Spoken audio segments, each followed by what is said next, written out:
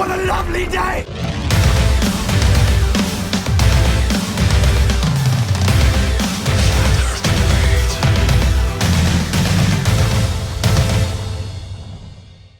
Welcome to Flat Earth Debate, Uncut and After Show. I'm your host Nathan Oakley, and if you are new to this channel, or you've not done so already, then be sure to subscribe and hit the bell notification icon to keep up to date with the Flat Earth Debate. If you'd like to join the community debate, then go to nathanoakley.com and check out the Flat Earth Debate forum. If you'd like to support this channel, there is a super chat that runs alongside each of these shows while they premiere. There's also a PayPal, Patreon and crypto link in the info box below the video. Now we're currently joined by Paul and Sleeping Warrior, so I'll raise the mic on them and say a big hello. How are you doing? Good. How about yourself? How you doing? Very well indeed. Hey. Can you hear us? Hello. So I started hastily because we were chit-chatting about voice meter, and then you changed the subject to something flat earthly related, and I quickly shut you up and got the pre-show started so I could get this recorded. So do you want to start again, Anthony? I was very rude and stopped you. Can't remember what I was saying. What was something about Simon Dan. As soon as I heard that, I was like, stop, I'll start the pre-show, don't tell me. It wasn't about Simon. Oh, it was about the gravity video. Right, let me think, what was the point about the gravity video? Oh, GeoStreamer. So the relative density video that I did yesterday, basically we're talking, I was making the point that if the egg sat in suspended neutral buoyancy, suspended in the middle, it's neither at top nor bottom, it's in the middle and it's not moving, then if we create the force, if we manipulate the independent variable being the density of the water, and the egg displaces because of it, then the cause of the movement is displacement. We've made that egg displace. I was listening to GeoStreamer's hangout with the Rumpus, and let's just say me and Rumpus need to have a conversation about independent variables because Rumpus doesn't get it. The guy's, he's dishonest. He's telling people things that are false, and doing it in such a way where, you know, if you say something like, "That's all right, mate, I've just stolen your car and I've just razzed it around the estate, but don't worry, I'll put it back." You know, it kind of makes it sound okay because you've said it in a particular way. Well, he's basically saying that independent variables, you can have like 2 or 3, 4 factors that influence the output, and that's considered to be, in his opinion, the independent variable. And I'm like, really? That's not true. Why have you said that? He's suggesting that there are, if there are multiple factors, then that can be your independent variable. And I say no. So Rumpus and I are going to have a conversation because the guy's he's not telling the truth. He's lying. What that would give you is a correlation. Yeah, so if you have something that needs 3 or 4 things, like a plant, you plant a seed with light, with nutrients, with water, you might get that seed to sprout. If you don't have light, but you do have nutrients and water, that seed's not going to sprout, or if it does, it'll be very weak. If you don't have the nutrients, it might sprout, but it might be very weak. But the thing that governs plant life isn't a single independent cause. That's where Rumpus is lying about things, because he's telling people that can be. And I'm like, he says Nathan doesn't understand that the independent variable can be more than one factor. And I'm like, he absolutely does understand that. Hello. Yeah. Hey, Ranty. Howdy. You tried to phone me before, Tony? Pardon? You tried to phone before? Yeah, I'll message you on Skype because I don't want to say it whilst it's being recorded. All right, no worries.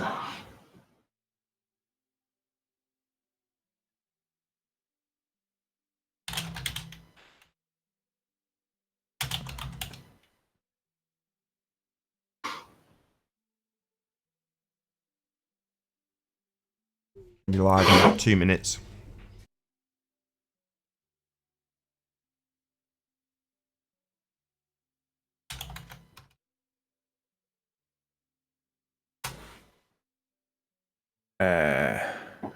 I'll send you a link. Runty. Slurpee. Runty. Right, so where is this link? On, isn't it?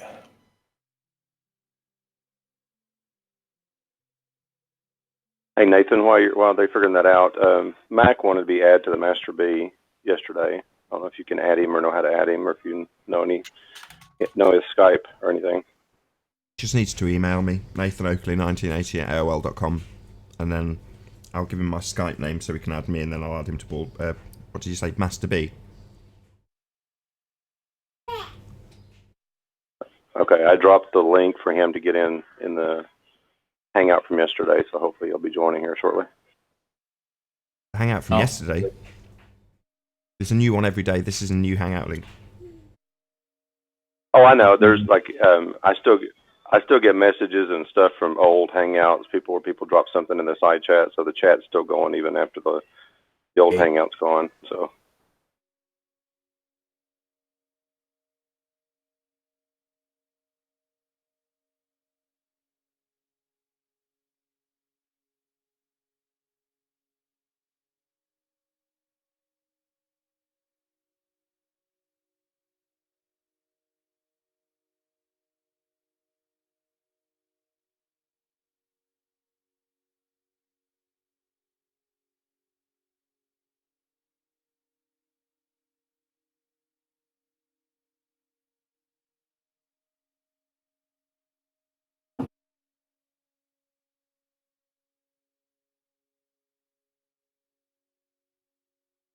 Oh, what a day! What a lovely day!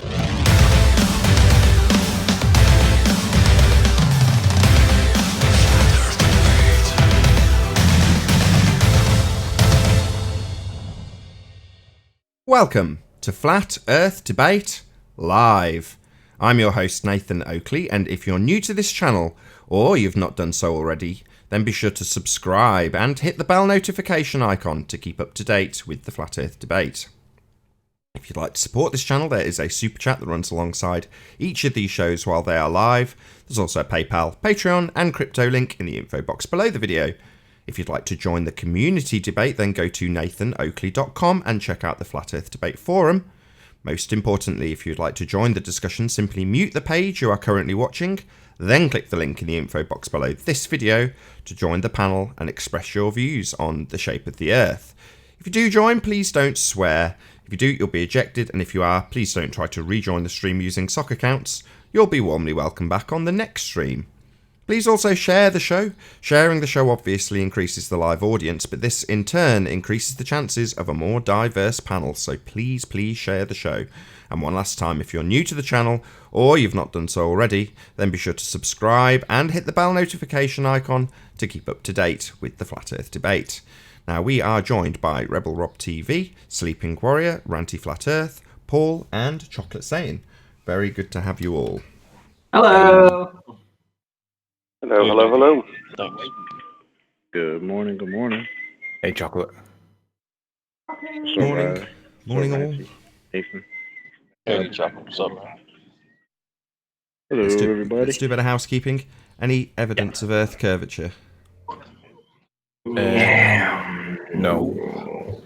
No. Just perspective. Everything can be accounted for with a little bit of perspective. You don't need much.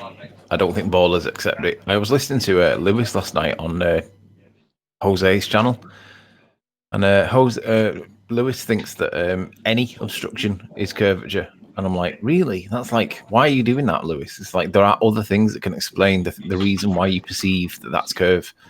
Doesn't mean it's curve. Just because you think it's curve doesn't mean it's curve. And he's adamant that any obstruction is curve. I was like, that's surprising, given Lewis's position in this. He's been in this long enough to know that that's not really the truth. But that was his position. Hey, 10th man, I would ridicule that, because that's hilarious, right? I couldn't get in.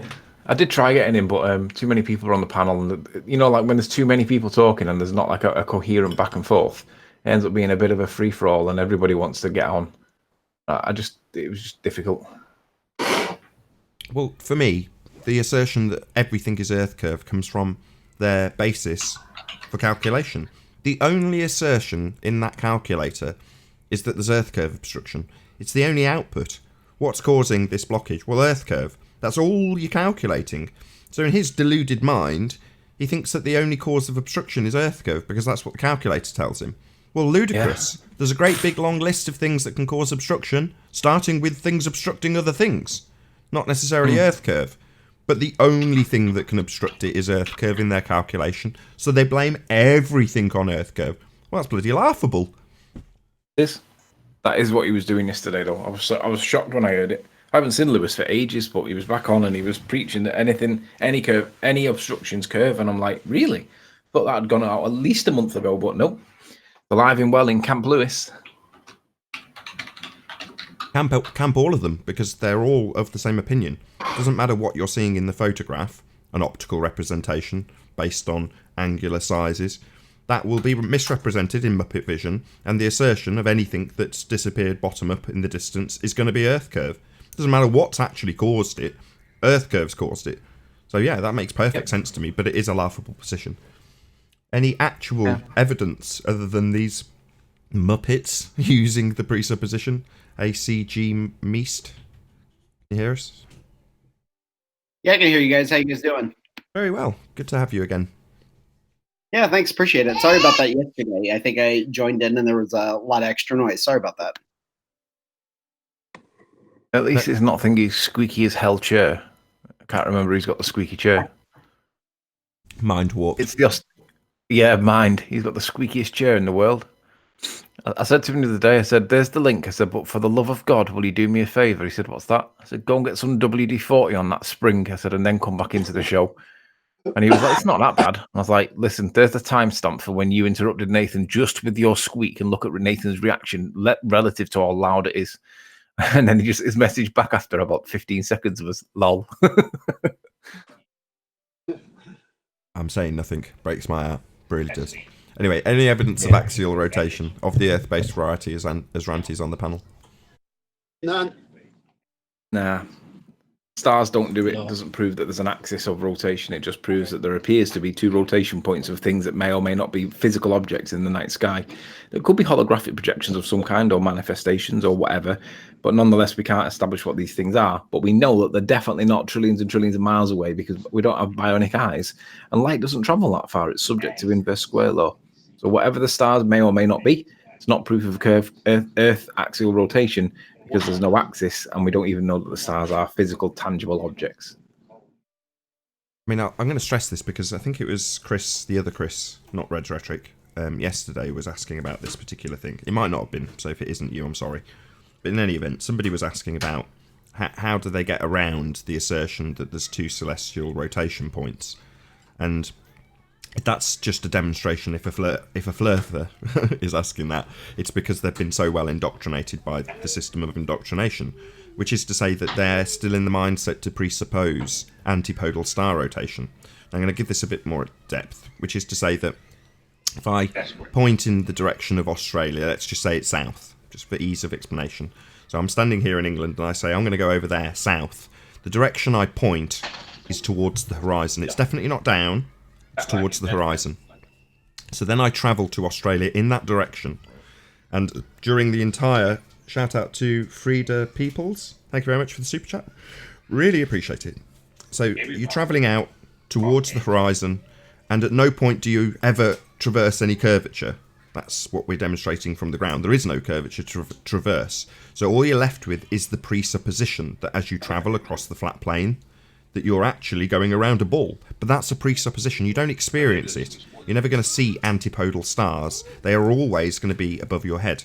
So I travel south, arrive in Australia. The stars are still above my head.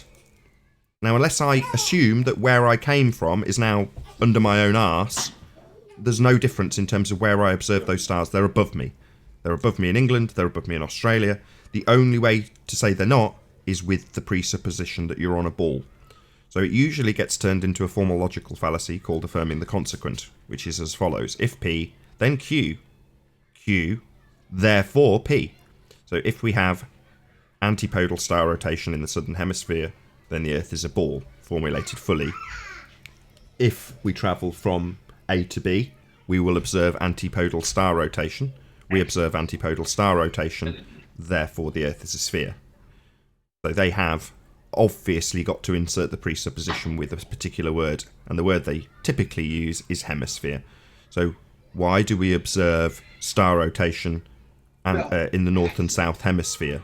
Well, we observe it obviously because the Earth's a ball. That would be the sort of ham-handed formulation of that logical fallacy. But the point is, main point, is that you have to assume you've travelled on a ball when you look up and look at the stars and claim that they're antipodal to one another. You won't ever observe that. You'll only ever assume it. So that little nugget was debunked, I don't know, at least 12 months ago. JLB and Tim Osman got the brunt of it because they both used it quite frequently. But it is just a logical fallacy, and it requires that you beg the question, assume you're on a sphere, and assume that when you travel outwards towards the horizon, you're actually travelling antipodal, or when you arrive, you are antipodal to your previous position, i.e. on the opposite side of a ball. But that's just an assumption, so unless anybody's got anything to add to that, I'll move on to the next housekeeping question. Hey, Mac? No, I just want to raise the awareness to the point that is that ballers now finally seem to be getting the message that when we're asking for evidence that the Earth rotates, the Bob proving Earth rotation with a ring laser gyro, fiber optic gyro claim, that finally seems to have died now.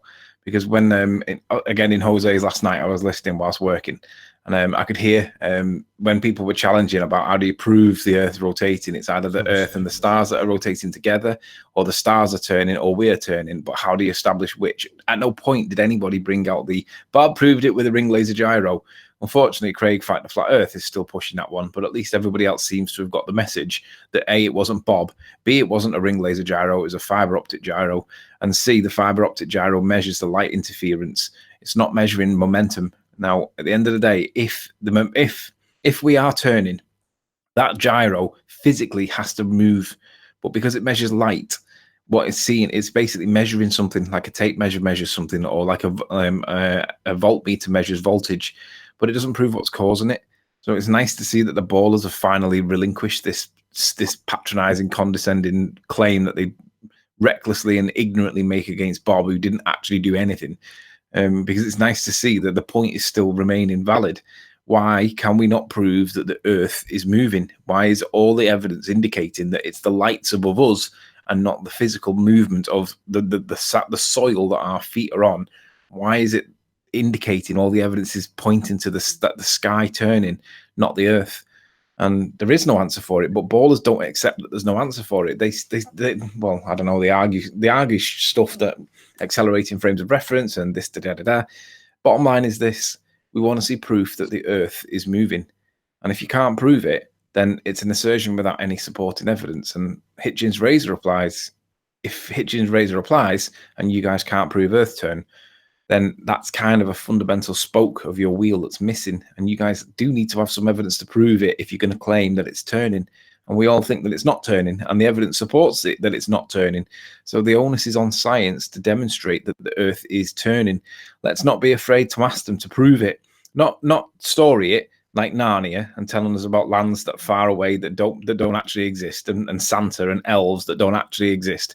Let's see the actual scientific evidence that proves that the Earth is turning and it's not the stars. Because all of the evidence, apart from Einstein's maths, tells us that it's the sky that's moving. Yet, for some reason, everybody thinks that since 1915, generally by 1920 it was accepted, that Einstein's bit of maths explains this all away, and it's now accepted. Gee, I wonder what it would take to get the whole of the scientific community to change their position on what is a particular point. I mean, perhaps a world war, a massive distraction, might be a good enough distraction technique, like 9/11 was a distraction for something else. Who knows what, but we know that 9/11 didn't go down the way that they're telling us it did. Well, is it not possible, and indeed likely, that World War One, that was, remember, if you remember your history, it was supposed to be done by Christmas. 4 years later, 1918, it was still going on. Perhaps they had a world war literally to educate, reset the education so that people basically forgot about the bigger issue. And it got under the radar whilst there was a world war. Obviously, all the news were covering world war. Nobody was interested in this little bloke from Germany. But isn't it coincidence that England are fighting Germany and Einstein pops up during the war with this thing that everybody now accepts to be true, which is nothing more than a little bit of maths? So don't be afraid to ask these ballers, why can't you prove that the Earth's turning?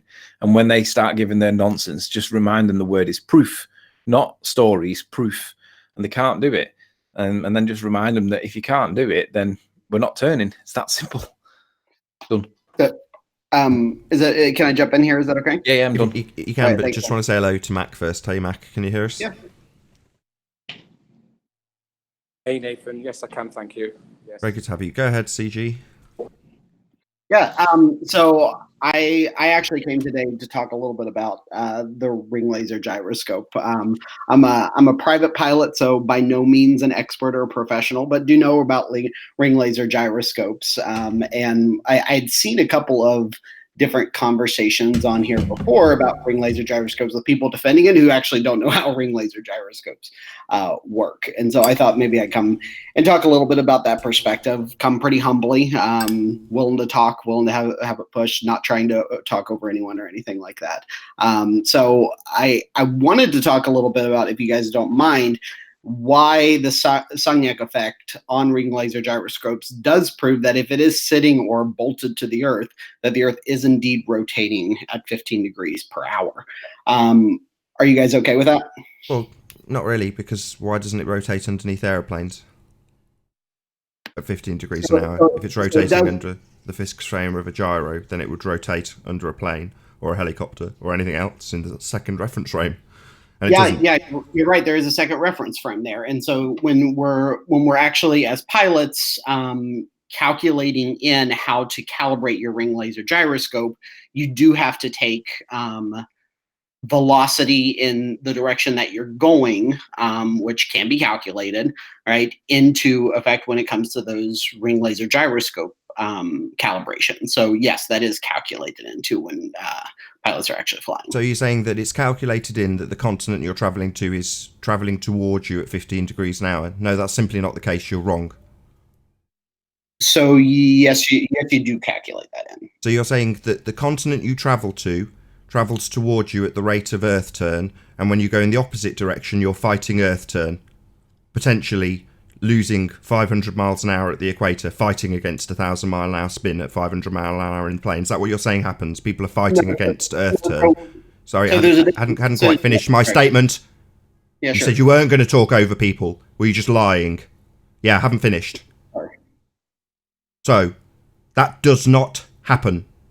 You do not have aeroplanes on the equator fighting 1,000 mile an hour Earth turn.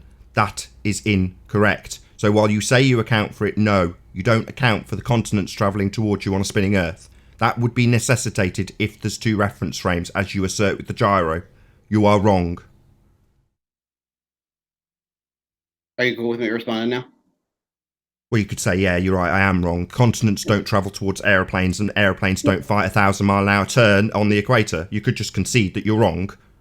So you're getting mixed up there, like actual direction, but so vector momentum or vector velocity mixed up with angular momentum there, right? So it's not that no, I'm not. Don't make that declaration. I'm not. No, I'm not confusing those two things.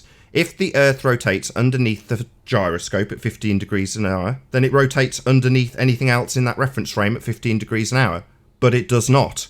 You've not conceded my point. You've told me that I'm confused. No, I'll say it slower. The Earth does not rotate underneath aeroplanes. We do not have continents travelling towards aeroplanes as they fly towards the continent, nor do we have aeroplanes fighting 1,000 mile an hour spin at the equator. That simply does not happen. I am not confused. I would like you to address this fact that you are incorrect about now.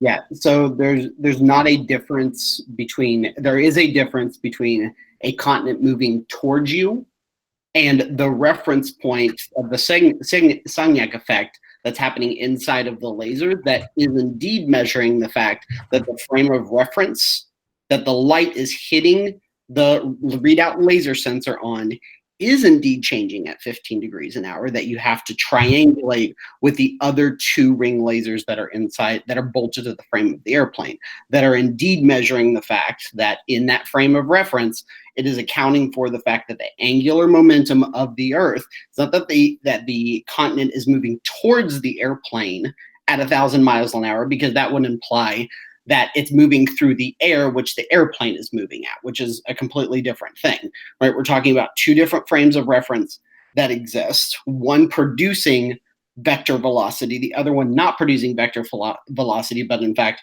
producing angular momentum according to the frame of reference of the readout laser and the ring laser gyroscope. That's what I'm trying to distinguish right That's fascinating. So does the ring laser gyroscope demonstrate the Earth turning underneath that frame of reference at 15 degrees an hour?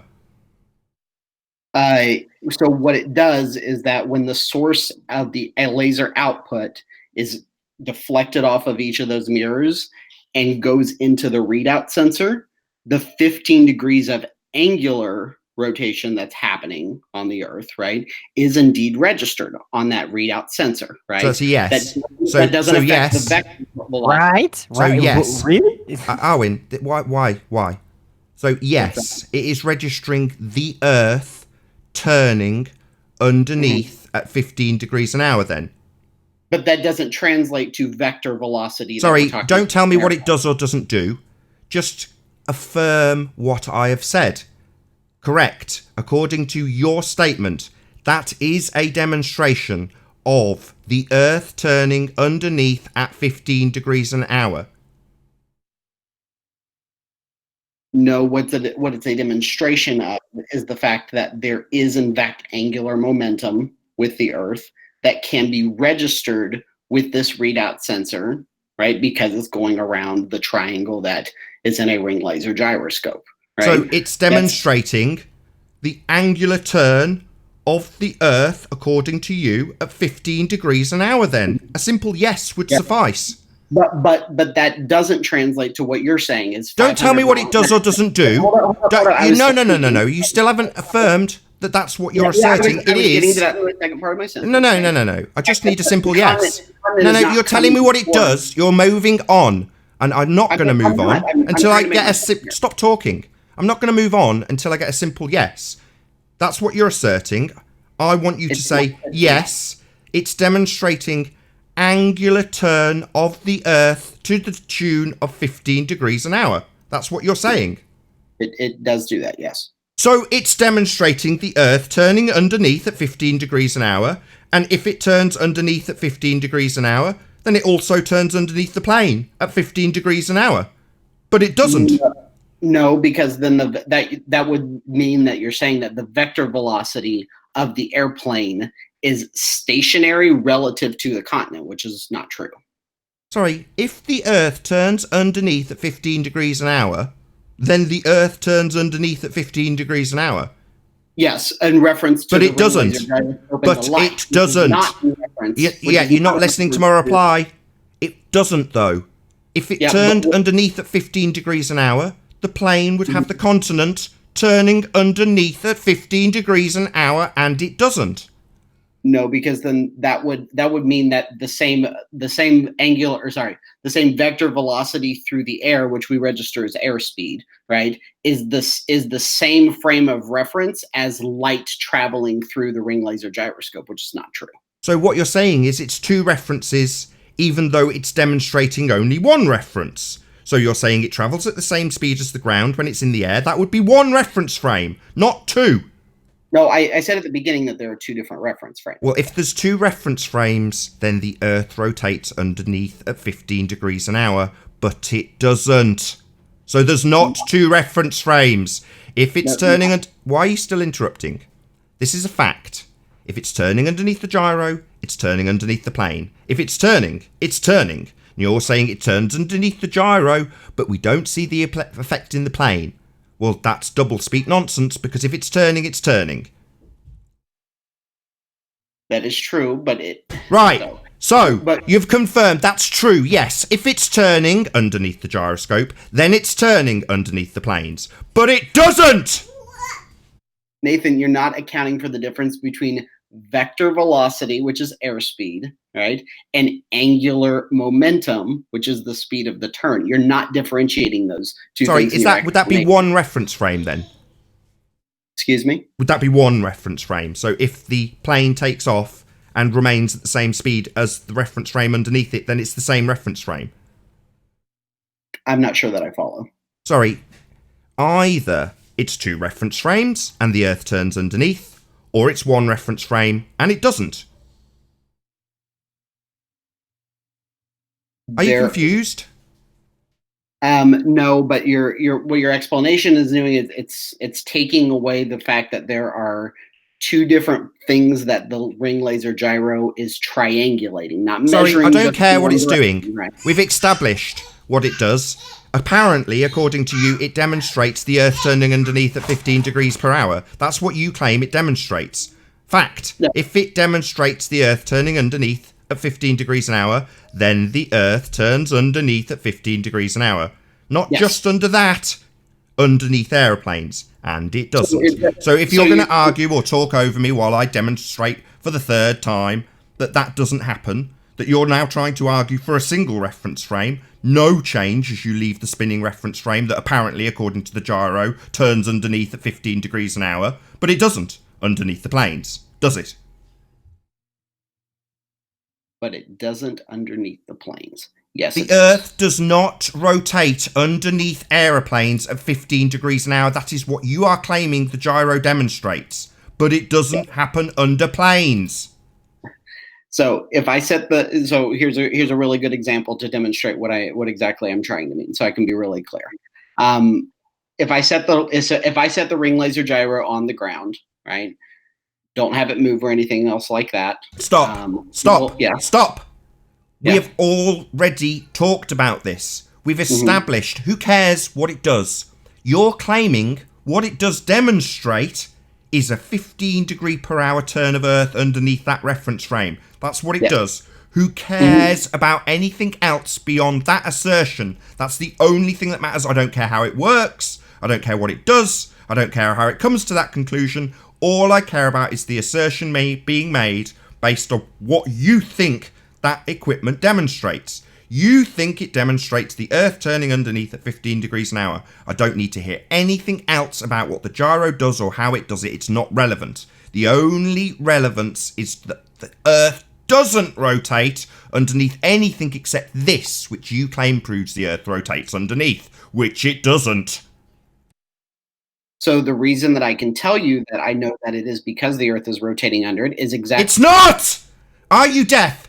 It's not rotating underneath aeroplanes. So continually telling me what I've already just established, yes, we know you claim the gyro demonstrates Earth rotating underneath. We know! You've made it clear. I've clarified it. I get it.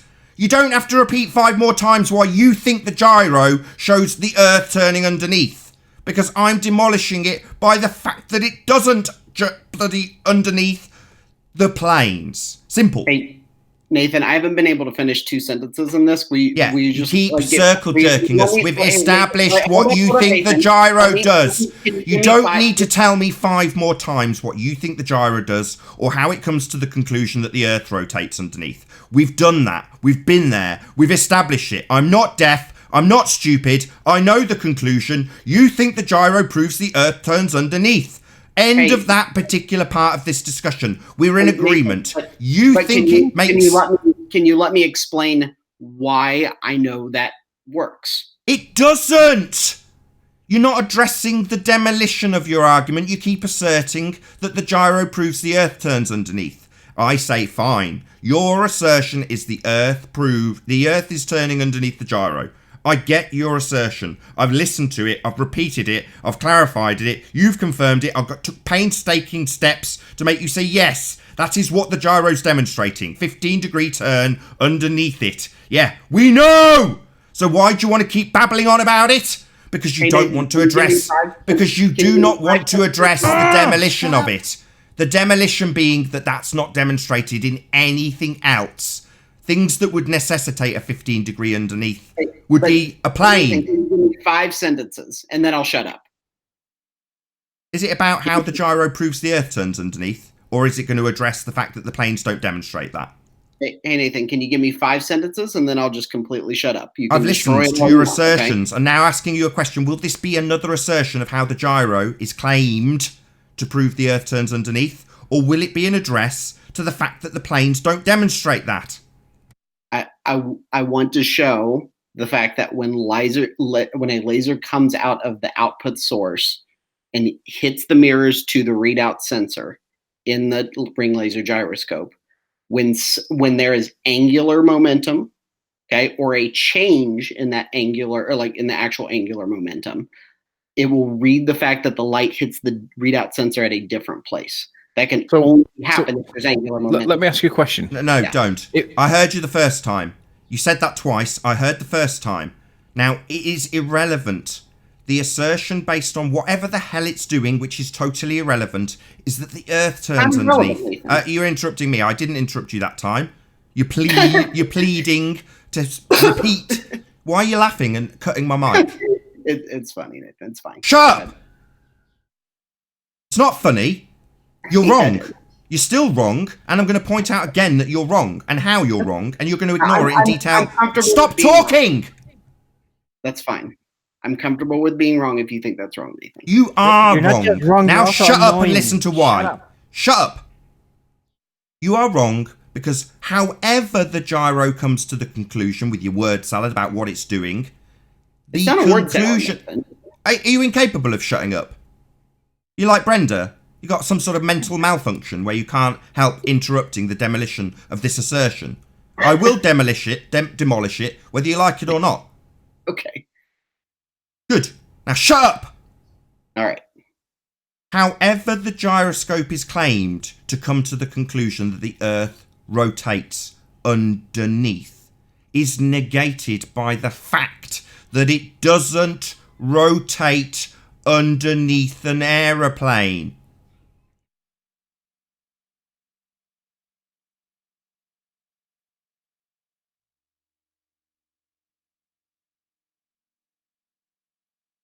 Any response to that? Are you guys cool with me responding to it? There was a great big long silence. Dude, there was a question. Answer it. Okay, cool. So you're right, Nathan. It does not rotate in the sense that the airplane is stationary and the Earth is rotating underneath the airplane, while the airplane, according to that frame of reference, is stationary. That is 100%. So let me get it clear. The Earth does not rotate underneath an aeroplane at 15 degrees an hour as claimed by the gyroscope. That does not happen. No. Right. So to summarize, the gyro says the Earth turns underneath at 15 degrees an hour, but the Earth does not rotate underneath aeroplanes at 15 degrees an hour. Precisely Nathan, what I said. Why are you interrupting me? Precisely what I said. Why are you interrupting me? You stupid fundy zealot. You think this is funny, do you stupid fuckwit? You're wrong. Are you going to have an ounce of humility or just interrupt every time I get to the conclusion, which I've said 4 times? And I've heard it 4 times, Nathan. So, yeah, and you've now conceded it. No, Nathan, the Earth doesn't rotate underneath the planes. But yeah, the gyro's doing blah, blah, blah to prove that it does rotate underneath. No, that's a contradiction, you stupid fundy fuckwit. Nathan, let me try. Dude, despite your assertions for what you claim the ring laser gyro does, Nathan's asking, why does it not support the fact that planes don't turn above the rotation of the Earth? Or rather, the Earth doesn't turn underneath the plane when it's in flight? Yeah. The reason that it doesn't assert that is because the frame of reference for the light and the frame of reference for the airspeed and the frame of reference for the ground are 3 different things, right? 2 of them are connected. 1 is not connected. The light in the ring laser gyro doesn't care what your airspeed is, right? Going through the air. Okay. It also doesn't care necessarily like what that speed of you going towards the continent is. What it cares about is like, is there actual angular momentum going on? Yeah, the angular momentum you're claiming is the Earth turning underneath. That's what you're claiming. The gyro, according to you, demonstrates the Earth rotating underneath and is completely pissed in the face of the fact that it doesn't turn underneath planes. How many bloody times? Nathan, it's okay. Give me a second. Let him keep digging his. You're overcomplicating the shit out of this I'm thing. not. I'm not. Yeah, you are. You're There's a fine Einsteinian relativity. all the reference frame and the reference frame. It's either a Coriolis effect or it is not. Yeah. That's the whole thing. There's no other options. You can't overcomplicate it. I understand that there's nuance. To worm your way through. Right? You have to understand there's nuance in understanding it. No, I understand that there's a contradiction. It's bloody glaring. If you claim that the Earth is turning underneath a fixed frame of a gyroscope, then it's also turning underneath an aeroplane, but it does not. False. You're right. It does not. Right! So why are you still babbling? You think this is funny? I've explained this now. I have now explained this to you 5 times. Nathan, he's trolling. Yeah, he's trolling. I really am. He's trolling. No, he's just dense. He's not trolling, he's stupid. He is not trolling, he is stupid. He is stupid. He is holding 2 positions. Now he's trolling, now he's talking. He's holding 2 positions that are mutually exclusive. Gentlemen, all I'm trying to do is make a point, and I want to get more than 3 sentences in the explanation. Why are you We've had the explanation, you stupid fundy. It's got a contradiction in it. If the gyroscope demonstrates that the Earth rotates underneath at 15 degrees an hour, then the Earth rotates underneath at 15 degrees an hour, and will also rotate underneath a plane at 15 degrees an hour, but it doesn't. That's the 6th time I've told you, you retard, you idiot, you moron. Let me explain the contradiction he's in. What he's saying in a story of a person who has a bank book, and in his bank book it says he has $5 million. Okay, let's go to your bank and get it. We go to the bank, second reference point, and say, here, my book says I have $5 million. Bank says, sorry, you ain't got that. Yeah, but it's in my book. It doesn't matter. We're the second reference point. We don't have a record of it. Bottom line is, if the gyro shows that the Earth rotates, then it should always show that the Earth rotates, regardless of where it is. That is The true. fact that it doesn't show that in an instance, then it proves that the Earth isn't rotating. It doesn't prove it's rotating in the first place, because what was it doing? It was just rotating on the z-axis. Right. And they weren't on the North Pole. It doesn't make any damn sense. It's retarded. The assumption that the ring laser gyro spinning on its z-axis, not at the North or South Pole, doesn't prove Earth rotation at all. It is completely idiotic. So the ring laser gyro doesn't have multiple axes. It only measures differences on that one particular axis. That's why there are 3 of them in an airplane. Who cares? So why doesn't it work on a helicopter? It does work on a helicopter. So then just go up and let China come to you. So Could you just say that again? Hold up. That's why I was saying there's a difference between vector airspeed, right, and angular rotation. Angular rotation, if I go up on the helicopter because the air is going with what's going on the ground, right? Then there's only 1 reference frame. If the air travels with the ground, then there is not 2 reference frames, there is only a single reference frame. So you do not have a Coriolis effect.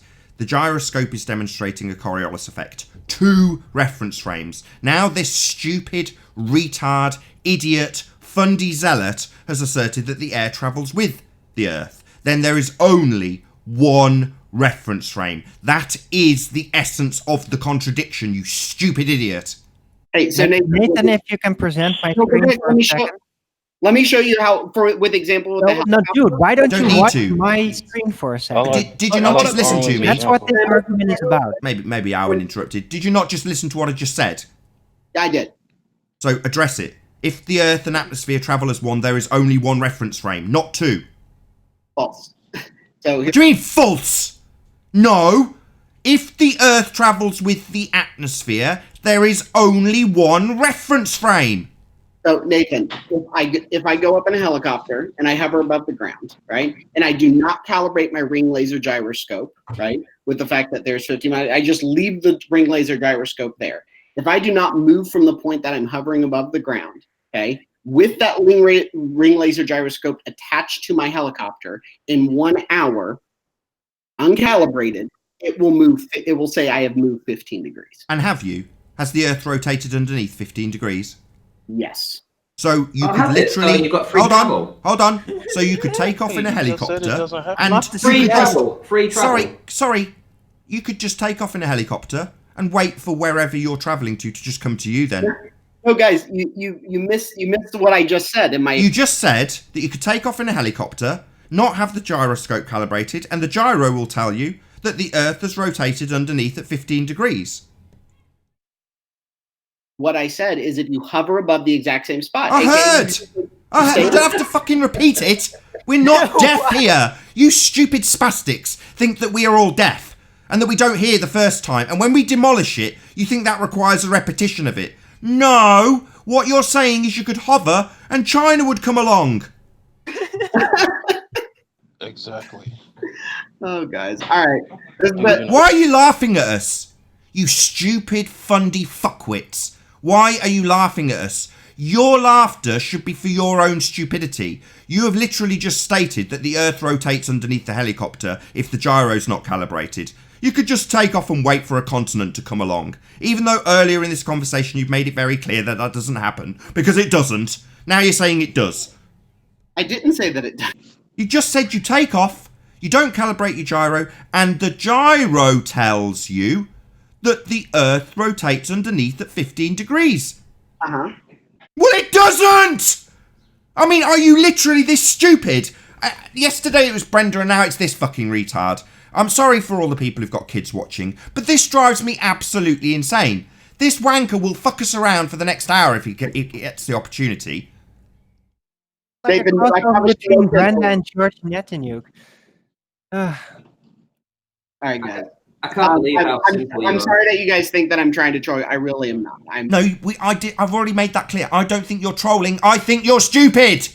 Okay, that's fine. No, it's not fine. It's irritating for the less stupid. Yeah? For the people who don't think the Earth rotates underneath helicopters because a gyro says, oh, you've deviated 15 degrees. Yeah, that continent's come along because that's what a ring laser gyro said. Yeah, because the gyro's the arbiter of whether or not Earth turns, even though it bloody doesn't. Yes, if that's what I said, Nathan, that would be really stupid. Yeah, you said the gyro, when you take off in a helicopter, if not calibrated, will tell you you've deviated 15 degrees. And according to you, that 15 degrees is the Earth rotating underneath, isn't it? Uh-huh. Well, but the Earth hasn't rotated underneath the helicopter. They've still got the same ground underneath it, you stupid idiot. You're not getting it because you're dumb. You're slow. These prolonged pauses that we get are you with the cogs turning. And then when you laugh, it's because you might just start to recognise how stupid you are. Nathan, you know that laugh? I promise it's not, Nathan. What I'm laughing at is the fact that, like, the mischaracterization, that's what comedy is you mischaracterize reality and it makes it funny, right? Yeah, like saying you take off in a gyro says you've actually moved 15 degrees. The Earth's rotated underneath the 15 degrees. That's what the gyro says, even though you're still in the same bloody position, even though the Earth hasn't moved underneath you 15 degrees, even though there's no planes on the equator fighting 1,000-mile-an-hour Earth turn, even though none of that shit happens, you have just asserted in comedic style that the gyro says you have. Yeah, there's that laugh again from the fundy fuckwit on the panel. Mischaracterizing reality. Hey, CG, He's how the much? one mischaracterizing reality. He's saying we're doing it. Yeah, that's what I'm saying. Yeah, you're projecting. You are mischaracterizing reality. The Earth doesn't ever rotate underneath anything. But you claim that a gyro proves that it does, even though there isn't a single demonstration of a Coriolis effect that you'll ever give us ever, because the Earth does not rotate underneath anything. Okay. Yeah, it's not okay. You've pissed us around for the last 3/4 of an hour with this shit. Okay, Nathan. Why are you laughing? Why is this funny? You think it's okay to waste our time? We're here looking for truth. You're here to parrot nonsense you don't understand. You're here to demonstrate your ignorance. You're here to give us the verbalization of a contradiction you hold. What's that? Sorry, Nathan. 2 reference frames and 1 reference frame. Your claim was that there's 2. That's what the gyro demonstrates. And then when it comes to you saying why the planes don't show this separate reference frame with the Earth rotating underneath, yeah, you say it's because there's only one. The Earth and the atmosphere travel as 1 reference frame. So you're an idiot. Okay. Not okay. Go away, educate yourself, and don't piss us around here. We are sick of fundies. Fundies who think they live on a spinning ball flying through a vacuum. You're one of them. A fundy. Okay, Nathan. It's not okay! Stop saying, okay, I'm a fundy, I'm here to waste everyone's time with my stupidity and ignorance and my contradictions that I'll assert for 45 minutes, whilst telling me that I don't understand vectors. Hold up, Nathan. You invited me on here. I'm happy to come on here. I don't give a shit what you're happy to do. You're happy to waste our time with your contradictions. I'm not happy about it, and you're happy to laugh about it. All right, man. It's not all right, you stupid fundy. It's not okay to come here, spout total nonsense, demonstrate how you hold contradictions, verbalise them for 45 minutes, and then go, okay. All right, well, I've come along. Aren't you privileged to have my company? No! I'd rather you weren't here, you stupid fundy. Okay, bye, guys. Not okay! Don't blame you, Arwen. I've decided not to take a no-kick policy, to just let these wankers wind me up. I'm sick of the appeals to, oh, you mute these people, you should... No, I don't. No. I let them repeat their same shit over the top of me when I demolish their argument. Then I let them repeat their shit 5 more times. With me getting ever more increasingly annoyed. The one who's telling the truth. The one who's actually got the facts. The one who's demonstrating admirably that the Earth doesn't rotate underneath anything. Otherwise you'd have this magical travel that we don't experience. Otherwise helicopters, which apparently have a gyroscope telling them that the Earth's deviated to the tune of 15 degrees, doesn't demonstrate any difference. The Earth hasn't budged a smegging inch under the helicopter, but yet it still get asserted. Well, the gyro says it has. Oh, well, why hasn't China come along? I think it's even worse than that. I think it just presupposes that as they moved, or that as the hour went by, then, yeah, the Earth must have turned 15 degrees, right? I think it's even worse. It's way worse because it took them sorry, 2/3 into the whole conversation to even tell us that he believes that the air is attached to the Earth. He didn't even bring that in. Right, it was about the Coriolis effect. Can you hear me? Hey, Deborah, can you hear us? Oh, you Hello? broke up. Hello, Deborah? Hello?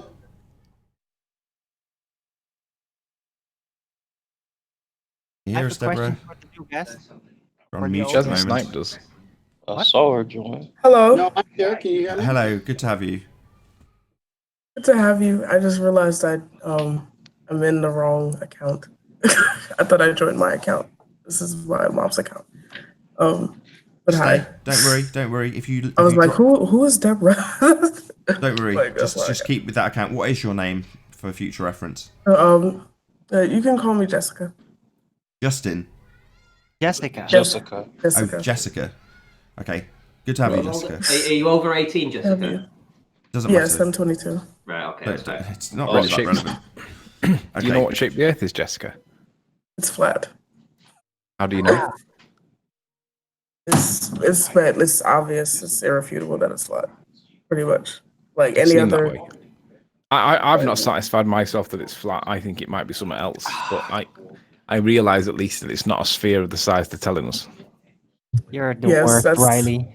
You're the worst. That's one of the big things for me, but like especially like any other all the other observations that are made, like you conclude that it is flat to me. So that's why I'm repetitive. Let me just give a plug for chat. I see the Rumpus in chat. Just to let everybody know, the Rumpus does not know scientific method. He does not practice scientific method when it comes to the shape of the Earth. He thinks independent variables are allowed to have multiple factors, and that can be the cause in a scientific experiment. I've called him on it. There'll be a conversation happening at some point where Rumpus is going to get his bum smacked. Shout out to the Rumpus. Arwin, that was your cue. Shout out retracted. Right. Well done. Wow, there's 300 people watching you. 303, Nathan. You're doing yourself. That's mega. It's a nice number. Did we ever get through housekeeping? Not at all. We got to axial rotation.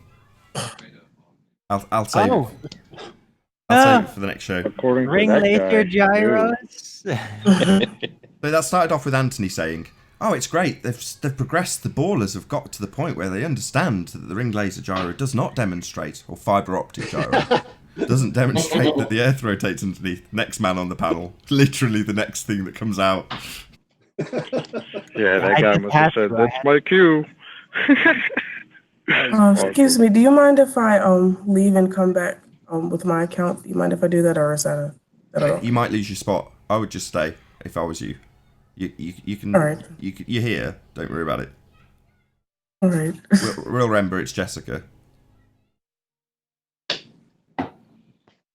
I thought Ranty's line of free travel was exceptional at that point. He just didn't get it, did he? No, I got it. I busted up. I did hear that too. Should be that easy, right? Just get in a helicopter, just wait for consonants to come to you. Well, this is like their cornerstone. If it was a building, it holds their whole lie up. And if you have to say the Earth is not spinning, everything falls apart. So they put their faith in the machine that measured something within the machine because it doesn't show the Earth moving underneath. So they say, oh, it's moving, but it's something in the machine itself because you can't show the Earth moving. Right. Well, what he was he wasn't actually suggesting that there was a Coriolis effect. He was basically proposing a model of the spinning globe Earth where the air was moving lockstep, and then there would be no Coriolis effect whatsoever. But still, his assumption about the helicopter turning 15 degrees while remaining stationary is basically a presupposition that the Earth is rotating. Literally. Well, you have to validate or invalidate any argument someone poses. And when Nathan put it to him, to say, "Oh, so that means the Earth is moving, but we don't experience it." It died right there, but he wouldn't give it up. An affliction. It's a baller affliction. Nathan. Yes. Can we have hopefully a very short, concise, to the point conversation about scientific method? I hear Little Bird tells me that you're quite hot on it. I can do too. Say so. What I'd like to do is address the rumpus in chat. I did a video most recently, I think it was either yesterday or the day before, about relative density. The fact is, it is a matter of fact, indisputable fact, that you can get an egg that's suspended within water. It's neither floating nor sinking. You can get it in the middle, and then you can manipulate the medium, and the egg will move. Now, according to Newton, that makes it a force because it's moving. But Rumpus thinks that you can have independent variables that have multiple factors, not just one. And what he did with GeoStreamer and all the other dick holders in their hangouts the other night, they had this hangout that took like 2 hours. And they, honest to God, they spent more time arguing over things that Rumpus had said. Things like weight is a force, density is not a force. And honestly, they spent about 20 minutes discussing whether or not that was actually true. But that is Rumpus's position. And Rumpus made a couple of... or he made one particular assertion which I'd like to present, and I'd like to just critique it publicly in his absence, because this moron is misleading people with scientific method, and he's telling people things that are factually incorrect. And I think it's abhorrent that he's a man of science and he's preaching bad science as good science. So I'm going to find the citation. So just bear with me while I should have really got this before I brought up this point, but when I find it, I'll come back to you. Okay, well, I can give you a very brief summary of boil it down to the very basic idea of what the scientific method is. Step 1, observe a natural phenomena. Step 2, formulate a hypothesis. Step 3, formulate systematic experimentation to validate or invalidate your hypothesis. That's basically it. That is the scientific method. Shout out to Bird Landing. Right, not I was actually... Not a Sorry, phenomenon. I was actually surprised at how many people actually misunderstand the scientific method itself. Like how many people have a misunderstanding of it. I was kind of shocked that there were so many people that don't get it, and it's really kind of scary and disturbing. No, it's not that they don't get it. They do get it, and they pry on other people's ignorance, and they tell people things that are factually wrong as though it's true. You know, like, so basically, if I steal your car, but I do it and I tell you, and I told you that I've done it in an affable way, it's okay. I've nicked your car and we razzed it around the estate for 40 minutes, but don't worry, I've put the fuel back in. It's back on your drive, and the keys are hanging up. The way, if in that context, it makes it sound like totally acceptable, even though you just stole the car. That's what Rumpus does. So I'm just going to get the citation for it and present it, and I'm going to show how he misleads everybody in that audience, because he's dishonest. You got about 5 minutes. Definitely. I agree with that. That example was hilarious. I was Yeah, it's trying not what to you laugh say; it's how much. you say it, right? I That was like how the perfect. Scouser on the I have to panel's got an remember that. example with a stolen car. That was pretty good. It is like the gentleman hijacker. Yeah, being really polite while he steals your wallet. It'd be like he's smart, like he's like sneaky, like a sneaky snake. Like that's the definition of a snake, definitely. Someone who can twist you around and just Just trying to find where the bloody citation is. It was like a 2-hour hangout, and honestly, there was only like 3 points they needed to really address, and it took that long for them to get to the point. I was just so bored listening to it while they were arguing over this with each other over the. See, the funny thing is, they criticise us for having semantical discussions, right? It's reducing it down to semantics, isn't it? But that's exactly what they were doing in their hangout, and it's almost as if, call me crazy, but they seem to be deliberately doing it, to obfuscate points that are fundamentally simple, but they're making it sound really complicated. I'm calling bullshit. It's coming up now, and when I find it. Well, while you're doing that, I'll do a quick plug. So, after this show ends today, because it's Thursday, the next show will be on my second channel, Nathan Oakley. So the second live show of a Thursday is live on the second channel. The same can be said on a Friday. So both live shows on a Friday go out at the usual time on my second channel. So after this show ends, in a few minutes' time, after Anthony's rounded out his point, the show will continue because there'll be an after show. But that aside, the live show will continue on the second channel. So there's a link in the info box below this video. If you like the debates, go and check out the second channel. Typically, after each weekday show, the after show and pre-show go out on the second channel. So you get to see a extended version of each debate on the second channel. However, at the weekend, so I can do Ballbusters, I publish the live show that was switched off from either Thursday or Friday over the weekend. So in other words, the show that gets broadcast live next, the next live show over on Nathan Oakley, gets switched off immediately. So if you don't watch it live, you get to catch that show, the one that's going to be airing in about, 15-20 minutes time. That show will actually go out as the after show on Friday on the main channel. So if you don't watch it live, you still get to catch it, but on the main channel as an after show and pre-show. Same goes for Saturday and Sunday. So the Friday shows go out on Saturday and Sunday. My point being that if you do want to actually watch the show live, you need to subscribe to Nathan Oakley, which is in the link in the info box. There's a link, so check it out. Go subscribe. Hopefully I've bought Anthony enough time to find a citation. Then we'll round out this live show. However, if you are watching this on Nathan Oakley channel, stay tuned, as there will be an after show to follow. So don't go anywhere after Anthony's presentation. Have I bought you enough time, Anthony? Will there be a second show today, Nathan, as well? There will be a second show. That's what I've just explained on the I second channel. just want people to know, because everybody seems to disappear and not come back for the second show. Because it's a smaller channel. So you've got to be a pretty dedicated fan of the Flat Earth debate to watch the second Thursday show live, because you'd have to know that it's on the second channel. So go and subscribe. There's a link in the info box. Go and do it now. And what's that second channel called, Nathan? Nathan space Oakley. Just Nathan Oakley. All right, so what I'm going to do now, let me know when I'm being presented, Nath. Yep. Okay, so sound's coming through now, so everybody else meet up for a minute.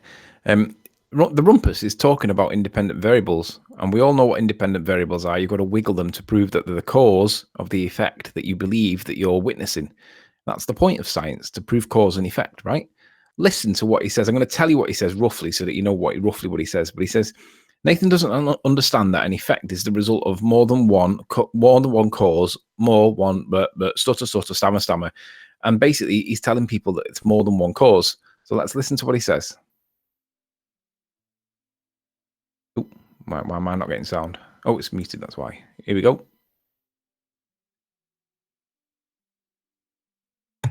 Still no sound. Still no sound. You have to turn your output on your desk on. Do that again? You have to turn the output on your desk on. Must be that one then. Let's try that. 1709, is that right? Yeah. 45, I need to be able to get. But yeah. So he's describing independent variables, right? And listen to how this conversation goes. It's nonsense. In other words, there are multiple factors, and he can't cope with that. Like, Nathan doesn't understand the an effect is the result of more than one more than one factor. And so I love the idea. He doesn't understand that an equation can contain more than two factors. Yes, more than one. So there's 2 points there. First point is Rumpus saying that an effect is caused by more than one factor. And then GeoStreamer pipes up by saying, yes, he doesn't understand that in an equation there can be more than one effect. Well, the thing is, that's why we distinguish science and cause from pseudoscience and correlation. Because if you can't prove the cause of an effect, then it's not the cause. It may be a factor, and it may be one of 2 or 3 factors, but it's not the cause. So when Rumpus is telling people in GeoStreamer's Hangout that the factors that influence, like say for instance a plant, if you plant a seed, the seed will sprout if you put water, sunlight, and nutrients in the soil. That plant will grow. Now, there's 3 things that influence how it grows. Now, if you remove one of them 3 things, the plant probably won't grow, or if it does grow, it'll be really weak and weedy and die pretty quick. So you can't prove the cause of plant growth because you need three things. But Rumpus is telling people that Nathan doesn't understand what cause is. Should we play it again, Nathan, just so you can address Rumpus? Because I want you to tell Rumpus because he's a moron. Because I don't agree with him misleading people in GeoStreamer's Hangout with what is the cause in a scientific experiment. This is false. Cause in his mind, although of course he doesn't like the idea the cause has more than one factor, because of course you've got the density of the liquid, you've got the force of gravity. In other words, there are multiple factors, and he can't cope with that. Like Nathan doesn't understand that an effect is the result of more than one factor. And so, Nathan, do you want to respond? Yeah, if you're talking about a scientific experiment, then you have an independent variable, that which you will vary and manipulate to cause the effect. If you cause the effect, you have established the cause of the effect, an independent variable. So like Brenda yesterday when she said this and that, and I immediately jumped all over and I'm like, no, it's not plural, it's not independent variables, it's your independent variable. If you're going to claim it's scientific, and if you're going to claim it's scientific evidence, or you're going to claim it's a valid hypothesis, or you're going to claim you've done a valid experiment, then you will have varied and manipulated an, singular, one, independent, again, singular, one, on its own, independent variable, that which you presume causes the effect. If you haven't got that, you've got multiple variables, then all you can establish is a correlation. And as we all know, correlation is not causation. And with that, I'll say, if you are watching this on the Nathan Oakley premiering stream, then stay tuned, as there will be an after show to follow. However, if you are watching this on Nathan Oakley 1980 live, unfortunately, this is where we bid you farewell. As I said earlier, check out the link in the info box below this video to go to the second channel and subscribe if you want to continue watching live. Massive thank you to all of today's debating panel. If you want to keep up to date with the community debate, go to nathanoakley.com. I've been Nathan Oakley, and I'll see you all in the next video. Oh, what a day! What a lovely day!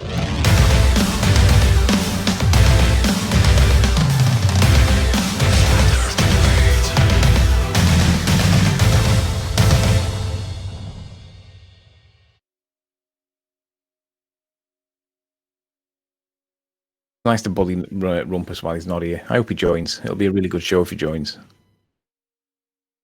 There's you. I think he's afraid to join. He's going to get ripped. As time goes by, we all learn better and better how to deal with the rumpusing tactics. Well, he's in the chat, yelling in the chat, but he doesn't want to get on the call. He's in the chat yelling that what? He says, try considering gravitational force. You don't understand the difference between what a hypothesis with multiple factors is an effect and experiment with one independent variable. He sent that to Nathan. Yeah, well, that would be demonstrating a correlation. Complex hypotheses. Yeah, exactly, Arwin. Complex hypothesis versus scientific scientific experiment. Yeah, scientific experiment will give you the cause of the effect, and the complex hypothesis will give you a correlation. Well, we're not looking for correlation, we're looking for cause. Yeah, and that's why we need to drill home scientific method all times. That's why I've done that video, heliocentrists abhor scientific method. They hate it because they know that they can't manipulate the presumed cause of sunrise and sunset.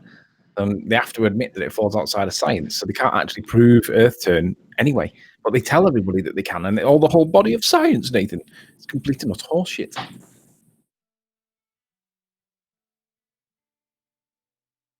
Right on. It's really, I think it's really up to, like, it's really up to the people realizing that, and once they realize that, then the head people, who the heliocentrists will have to, they'll kind of be backed into a corner. But the more and more people that are on their side, that's what's going to make it more difficult for it to be recognized. So.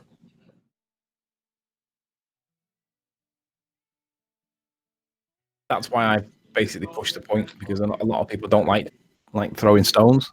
But I don't mind throwing stones, because if there is a mistake in it or a learn or whatever, and we go away and work it out, then we progress the argument. And I don't care if they call me liar or dishonest. I want to know what is truthful.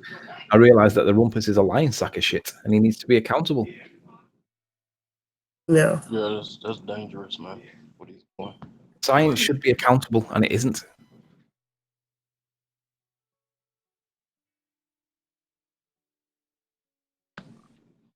Well, they got away all those years with the lie of the globe, and now they can't, but they've already stated everything for hundreds of years. So they're in the bind. They have to lie. Yeah. That's especially true for the people in this argument, because they've got the information, they have had both sides of the coin, and essentially they're only in the position that they have to, in order to defend what they believe, they must lie. That's the bottom line. You're absolutely right. I had a discussion with someone, and instead of being intrigued by what I was saying and saying, hey, why do you say that? I mean, when did you come to that realization? You know, put it in the form of a question to dig a little bit and see why all of a sudden someone they've known for years is saying something so, at least in their mind, absurd that the earth might be flat. What they did was they immediately kicked into a gear of defense, but they haven't studied anything about the subject other than what they got through the indoctrination through school or TV or whatever. So it was so easy to dismantle everything this person was saying. And they looked like a fool because all they did was argue with no facts. And it ended up escalating a bit. And we just finally said, let's just stop. I said, yeah, because you don't know what you're talking about. I had that exact same conflict with one of my best friends. Like I had, basically came to her and told her the same thing, and she immediately put up the wall of defense instead of asking me oh, so how did you go? Which is I've been, even before I came to the realization that the earth was flat, someone came to me and told me that, and I didn't attack them. I asked some questions, and it put the idea in my head, but I still wasn't convinced until I did my own research. And I looked at everything, and then that's how, I learned, I can't say religious on my own, but with other people, they immediately put up a wall of defense, which is understandable, but that's not how you learn anything or you have a conversation. You know what I'm saying? So, yeah, so I understand that. I've had that experience. Yeah, It's when I first saw it, it was like, wow, could it be? I mean, really? I'd like to see how they prove it. I mean, I was curious. It was my curiosity too. Yeah. Well, whether you are on one side and you've been lied to, or the other, where you believe it's flat, you're not afraid of truth. If the truth shows it's a ball, all of us would say, okay, fine. But they can't if it shows it's flat. Right, exactly.